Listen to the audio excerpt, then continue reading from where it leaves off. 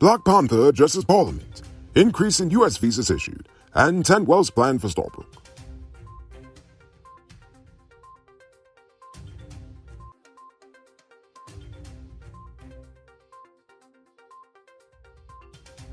I'm Rico Bulford, and this is Uncut News. To see what's happening, send us a tip on WhatsApp at 592-659-6154. As she continues to make waves during her first visit to Guyana after some 20 years abroad, star of the Black Panther franchise and Guyanese national Letitia Wright addressed members of Parliament today and encouraged them to foster peace and love. Hello, good afternoon. It wasn't expected of me to speak today. I just wanted to visit the different sectors to know the ways in which I could use my platform for good and encouragement, especially for the young people of Guyana, because I am the daughter of the soil of Guyana. So my return means a lot to me. I've not been home for about 20 years now. I left the country when I was just 8 years old, and I was fortunate to have the opportunity in the UK to expand on the talent that God gave to me of acting and travel the world. So it means a lot to come back home. I just want to thank everyone that has invited me to return home, and I just want to encourage you all. As you know, I don't know the ins and outs of politics, and I care more about children and the betterment of young people. That's kind of where my ministry is. But as you all come together to make decisions for the country, I encourage you both, from both sides, both parties. I encourage peace, I encourage love.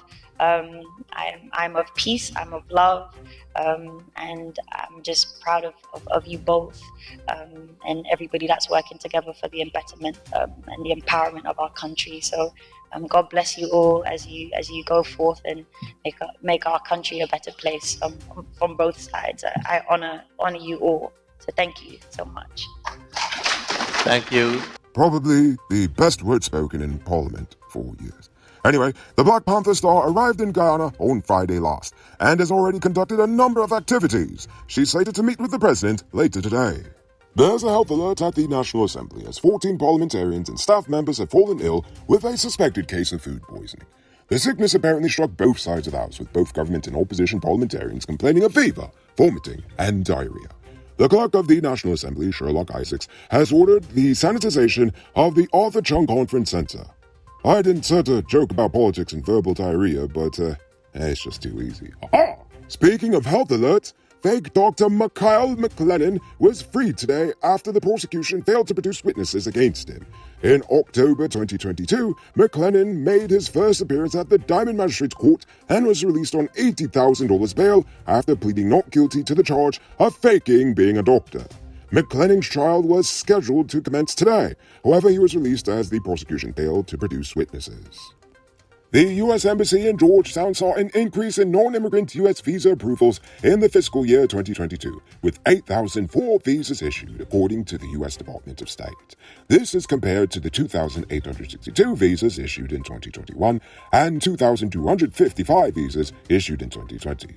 The number of visas issued was affected by the pandemic, with routine visa services suspended in March 2020 and limited services resuming on a post-by-post basis starting in July of 2020.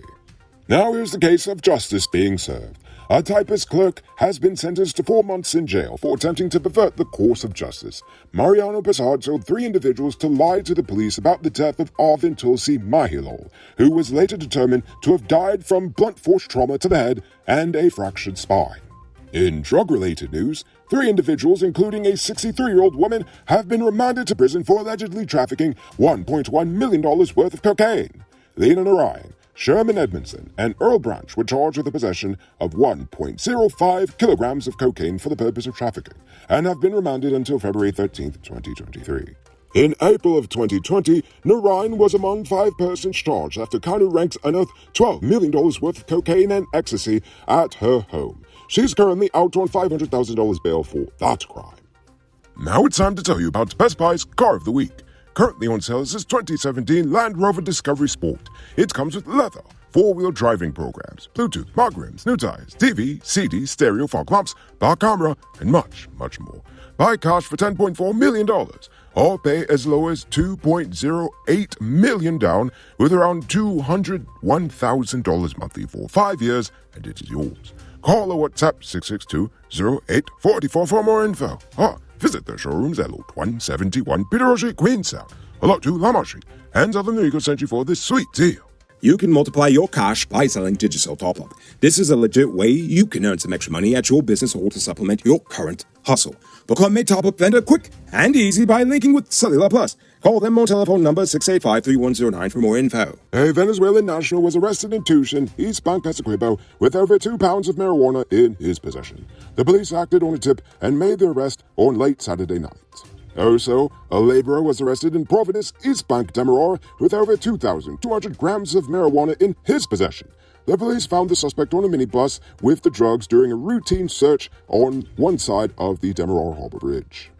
5 men were sentenced to 6 years each for murder and 6 additional years each for the brutal way in which they carried out the murder of carpenter Faiz Narayandat.